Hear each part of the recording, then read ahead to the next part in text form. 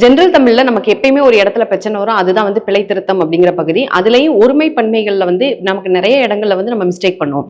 அந்த வகையில இன்னைக்கு வந்து ஒரு சொல், அதாவது எந்த இடத்துல பயன்படுத்தணும் அப்படிங்கறத நம்ம பார்க்க போறோம்.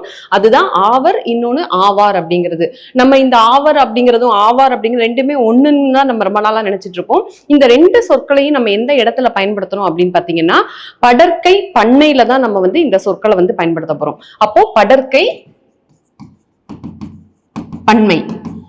அப்போ படற்கைனா என்ன அப்படிங்கிறது நம்ம தெரிஞ்சுக்கணும். படற்கை அப்படிங்கிறது என்ன?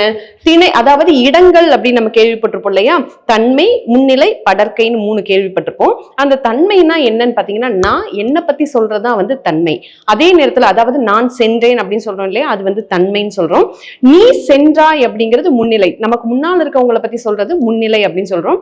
நானும் இல்ல நீயும் இல்ல, மூன்றாவது ஒரு நபரை பத்தி சொல்லுவோம் இல்லையா, அதுதான் வந்து படற்கை. அவர்கள் சென்றனர் அப்படின்னு சொல்றோம் இல்லையா, அது வந்து படற்கை அப்படின்னு சொல்றோம். அப்ப இந்த இடத்துல படற்கைனா என்னன்னு தெரிஞ்சிருச்சு. அதுக்கடுத்து என்னது? பன்மையை பத்தி சொல்றாங்க. ஒருமை பன்மை அப்படின்னு இருக்குது. பன்மை அப்படிங்கிறது பல பேரை பத்தி சொல்றது, ஒருமைங்கிறது ஒருவரை பத்தி சொல்றது. அப்ப இந்த ஆவரும் சரி ஆவாரும் சரி பன்மை பகுதிகளில் வந்து நம்ம இதை வந்து பயன்படுத்துறோம். அதே நேரத்துல சிறப்பு பகுதிகள்லையும் இந்த சொற்களை வந்து நம்ம பயன்படுத்துறோம். ஃபர்ஸ்ட் வந்து ஆவர் அப்படிங்கிறது எங்க பயன்படுத்துறோம் பாத்தீங்கன்னா, படற்கை பன்மை சொற்கள்ல ஆவர் அப்படிங்கிறத பயன்படுத்தணும்.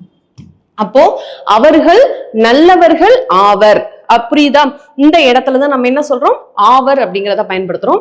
ஆவார் அப்படிங்கிறது சிறப்பு படற்கை பன்மை சொற்கள்ல வந்து ஆவார் அப்படிங்கிறத நம்ம பயன்படுத்துறோம். அதுதான் என்ன சொல்ல போறோம் அப்படின்னு பாத்தீங்கன்னா, திருக்குறளை இயற்றியவர் திருவள்ளுவர் ஆவார் அப்படின்னு சொல்றோம்.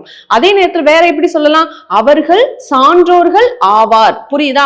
ரெண்டுமே எந்த இடத்துல பயன்படுத்துறோம்? ஒண்ணு சிறப்பு கருதி நம்ம பயன்படுத்துறோம், இன்னொன்னு மேன்மைப்படுத்தி சொல்லும் போதும் நம்ம எந்த சொற்களை பயன்படுத்துறோம்? ஆவார் அப்படிங்கிறத பயன்படுத்துறோம். அப்ப படற்கை பன்மையில ஆவர் அப்படிங்கிறதும், படற்கை சிறப்பு பன்மையில நம்ம ஆவார் அப்படிங்கிற சொல்லையும் வந்து நம்ம பயன்படுத்துறோம். தேங்க்யூ.